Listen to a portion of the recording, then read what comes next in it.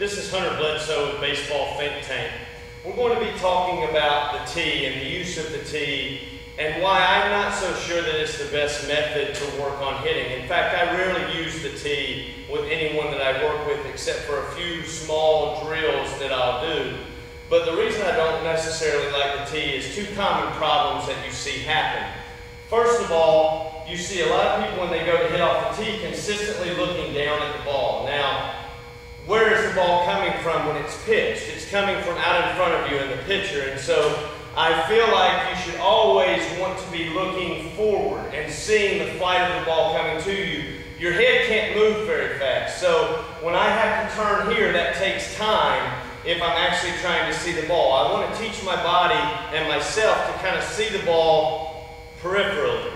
Seeing it out of the corner of my eye. I can see my hand when I do this, even looking at the camera, I can see my fingers wiggling. So I can actually see the ball even when it's gotten to a back position of where I've made contact with it. So if I'm consistently hitting off the tee and swinging, I'm looking at the tee consistently. And when I look down, it forces my swing down, which is a problem. That will create not being able to get on plane with the ball, which is something we'll discuss later on. But the first reason I don't like the tee is just that. It gets me looking downward as opposed to looking out front. The second thing you see a lot of young people do when they're on the tee, because they don't always look forward when they're going through their load to then hit off the tee, is they'll turn in right with their upper body hit. So they'll start to load like this.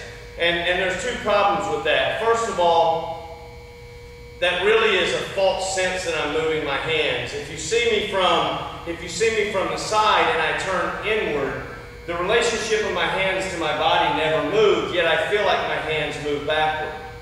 Right? So my hands can stay exactly where they are. If I make this inward turn, yes, they are back from where they started, but in relation to my body, they didn't even move. Right? I just turn my hands. So I don't like the tee for those reasons, but then to further the point of why I don't like the front shoulder turning in is because for most of you all, whichever side of the plate you swing, so I'm right-handed, I hit right-handed, and if I did the test where I put my hands out in front of me and I looked at a point on the wall and I looked through and closed one eye at a time to figure out which my dominant eye is, I see that my right eye is my dominant eye.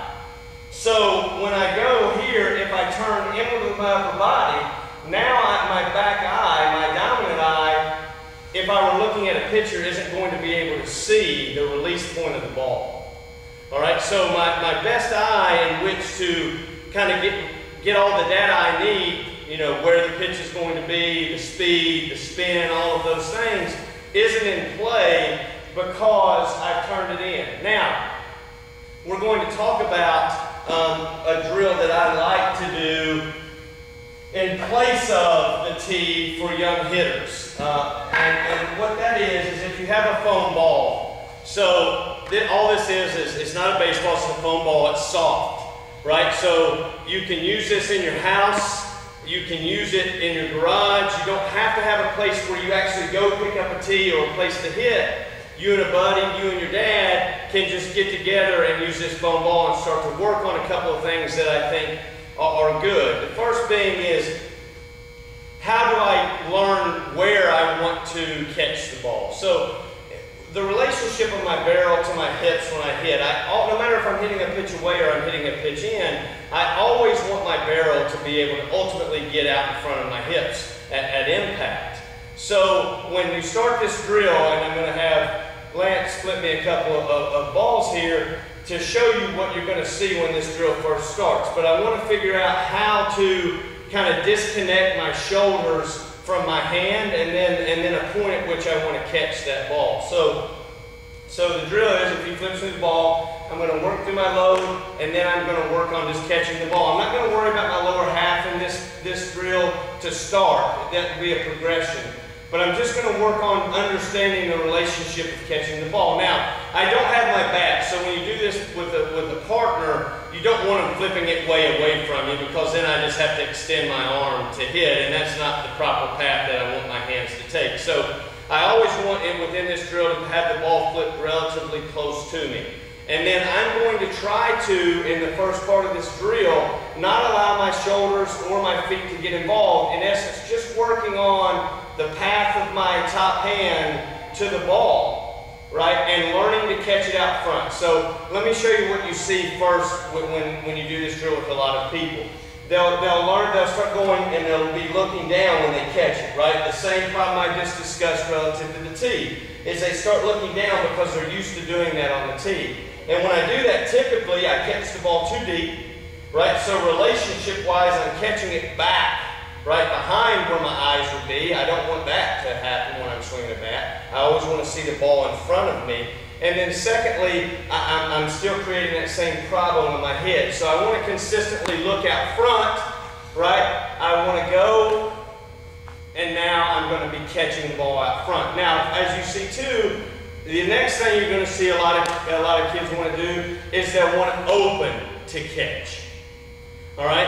And something that we'll talk about as we get into mechanics of the swing, the ability to keep my upper body square as long as possible is one of the biggest keys to having a consistent path to the ball. So I'm working on that in this drill of just allowing my hand to catch out front. As you can see, I'm not consistently looking down, nor is my upper body coming off the ball. The progression of that will then to be allow your lower body to start to get involved and start to have a load process with the entire thing. So he's going to be going back and forward, right, in this fashion as he's flipping to you, right, either your buddy or your dad or a coach or whatever it may be. And you're going to be trying to sync up the process of a gather and separation to his arm, all right? And we've talked about that in some recent posts. So this will be the progression. Now, I'm going to allow my lower body now to become involved, but I'm still going to have the mindset that my upper body is not going to leave being square, right? I'm not going to want my upper body to open. So this is kind of how it looks, right? Now, as you can see, through that one lower, what did I do? Did I just bend over like this and try to catch it? No, I lowered myself to catch it. I used my legs, right, to get down in essence. Now, as you can see, my upper body is not way off the ball like this. This is something you don't want to see. And this is something you see a lot of people want to do. They're wide open at this point, right? That's, in essence, flying or coming off the ball. Now, the last part of this drill will be that we're going to then hit it back to our partner, right? And what we're going to do is we're going to look at a couple of ways that happens, and then we're going to expand on this drill in another post on what I think relative to the vision I was talking about earlier and seeing the ball with my downward eye.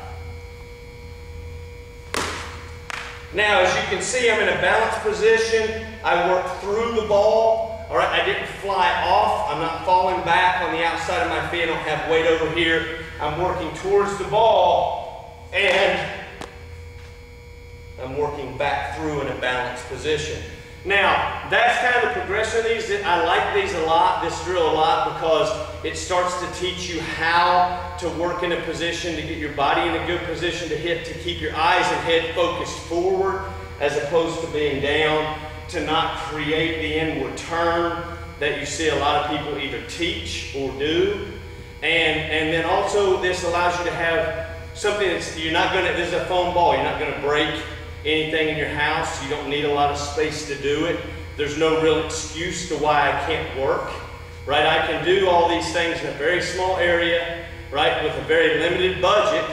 That ball probably cost 20 cents. And so now we can get something accomplished in a meaningful way towards becoming a better hitter without the use of either expensive equipment or, in essence, a piece of equipment that I don't necessarily like for the development of a hitter.